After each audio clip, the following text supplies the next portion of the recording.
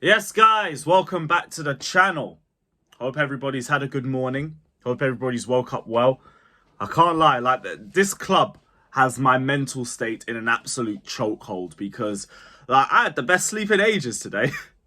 It's mad what watching a good game of football with your club can do for you. I've had a peaceful day. I feel happy. I'm smiling. I'm all good. Nothing could get me down right now. Let me know your thoughts about the game down in the comment section below. As always, don't forget to like and subscribe.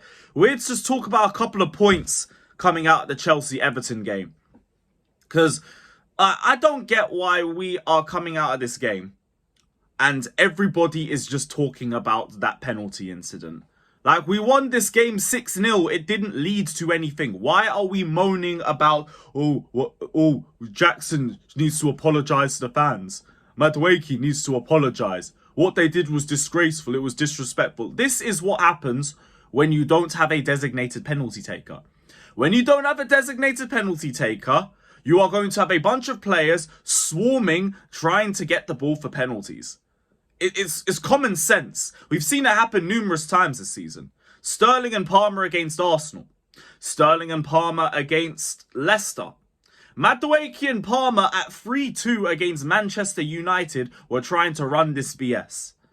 And then we see it happen again at 4-0. And if anything, this is the one time that made the most sense out of a lot of them. Because you're 4-0 up. You're 4-0 up. Everybody wants a stat pad. Madueke wants to get his goal. He's probably thinking about his goal bonus. Jackson probably wants to get another goal. Palmer obviously is looking for the golden boot. Who knows, maybe another player wants to fancy their luck as well. This is what happens when you don't have a designated penalty taker. It's as simple as that. Pochettino's now come out and said there is one. Better late than never and everything. Thankfully, we've got to the end of it. But there is one now. So let's park up the complaints. Let's forget all about the penalty situation. And please, let's just look at the positives. Look at the game that we played. I saw Pochettino's press conference and the guy actually left early because all they asked him about was the penalty incident. And fair play to him. This is where I'm actually going to back Pochettino. If all you're going to do is talk about one incident in what has been the best performance of the season, I'd walk out as well. Because why? Why are we going to run this BS narrative just so you can have some negative agenda to talk about when it comes to Chelsea in the press today? Forget that. Talk to me about Cole Palmer bagging 4. Talk to me about Nicholas Jackson absolutely saucing. Talk to me about the midfield pivot of Gallagher and Caicedo tearing Everton apart. Talk about the fact that we kept a clean sheet. Wow. We actually kept a clean sheet. That's the sort of stuff that we need to be talking about. Not this BS about, there needs to be more authority. There needs to be more leadership. If you want to talk about leadership, here's another guy I'm going to prop that I don't prop a lot. Conor Gallagher. Because he stepped up. In what was a chaotic moment, he stepped in and he brought some calmness into the situation. Which is all you can ask for him. All you can ask for your captain, turn up in moments that you need leadership in. And he did that. Fair play to him. Fair play to him. I'm glad to see that the leadership's starting to really show in him. And he had a really good game too. But that also does lead me into the title of this video. Did Chelsea play better without Enzo Fernandez? Because I did see this narrative going around the timeline today. And it's a good agenda. It's a good agenda. Fair play. Fair play. I wouldn't have thought of that one myself. But no. We did not play better because Enzo Fernandez was out of the team. Let's not do that. Let's not do that. What was the game changer was that I didn't have Gallagher in the 10. And shout out Gallagher because he still had a good game. Don't get it twisted. This isn't going to turn into a Gallagher slander video. But let's keep it real. When Gallagher's in the 10, we struggle connecting the midfield and the attack. That's why we have to play everything heavily through the right-hand side. You see how today we didn't have to do that. We got to play a lot more through the centre. We even saw play through the left-hand side a little bit in this game.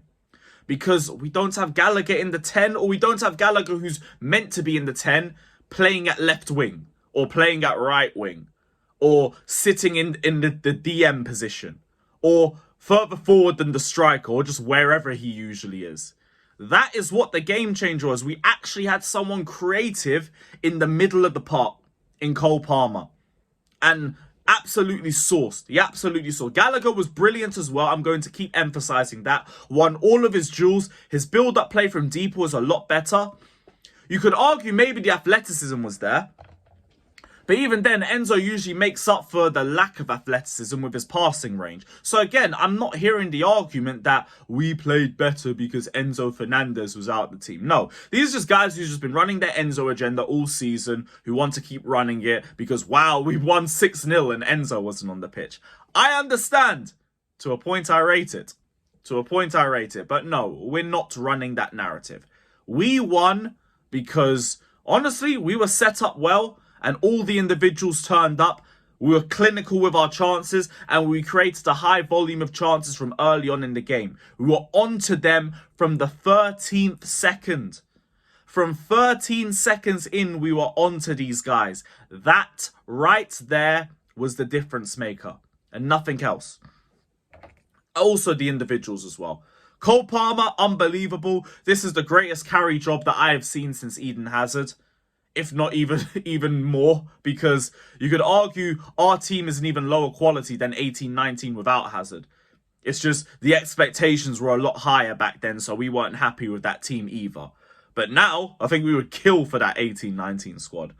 But even then, individually, like, these players are growing to a point where hopefully next season we don't even have to make those sorts of comparisons. Nicholas Jackson post-AFCON has been unbelievable. Unbelievable. He is 3 goals and assists away from the Big 20 in his first Premier League season. That deserves all sorts of plaudits. Madueke, constantly driving at players. Mudryk, great link-up play. Caicedo, superb performance. And he's been brilliant for so many parts of the season, but today felt like the icing on the cake with his performance. He was everywhere. Ranger passing, excellent. Defensive work, excellent. Duel winning, excellent. Chalobah as well. We got to shout out Chalobah. He looks like the player I saw from last season where I was like, this guy is our second best centre-back. Or our second best performing centre-back. I feel like I'm starting to get to that point with Chalobah again. Fair play. And I didn't do it last game. So I'm going to give credit to Pochettino. Because he set the team up in the right way. The mentality was actually correct within the squad too. We were on to them from minute 1 and we never let up. We never let up at any point. The substitutions, even though I was annoyed with Chilwell at left wing, because like, you could have given Tyreek George a little run out. Like, we're 5-0 up, you can go for it. It's not like it didn't work. He did well defensively. He did well in the build-up for the 6th goal. Showed good bits of strength. I guess it improves his sharpness a little bit too. So I can't even complain about that. So Pochettino, fair play. Today you did your job. Today you did your job very well. And I'm not going to shy away from when people I criticize do well. I don't do that here. I don't do that anywhere. I give credit where credit is due. Pochettino, you did well. Now just do it again. Because you are not out of the woods just yet. You're not out the woods just yet. It is still Poch out. But I will acknowledge that you handled everything well today. It would be nice to see us do that a little bit more. But yeah, what a game. We go to Manchester City on Saturday and we all just need to hold hands together and pray. That's the only way we're leaving with anything in this game, is if we pray.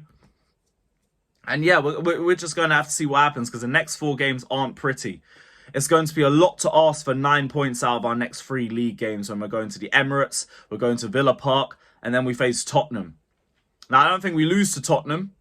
I'm begging you, do not lose to Arsenal. Villa is what it is, man. It is what it is. Like, whatever happens in that game is whatever happens. We can go there and have a good match, but Villa are still a dangerous team too. They're still a dangerous team. They'll be after payback because we knocked them out the FA Cup.